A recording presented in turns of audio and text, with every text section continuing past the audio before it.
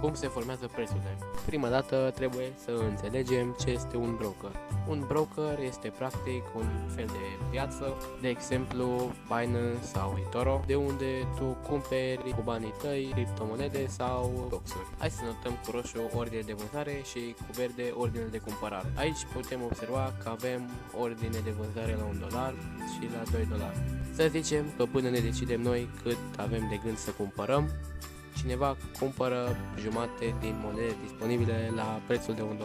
Odată ce ne-am decis cât vrem să cumpărăm, vom plasa un ordin de tip market buy, iar brokerul, dacă ordinul nostru de cumpărare este mai mare decât numărul de monede la $1, va cumpăra și din monedele disponibile la $2. Acest proces numindu-se spread. Acum, noul preț afișat de către broker al monedei sau al stocului respectiv este de $2, deoarece nu mai există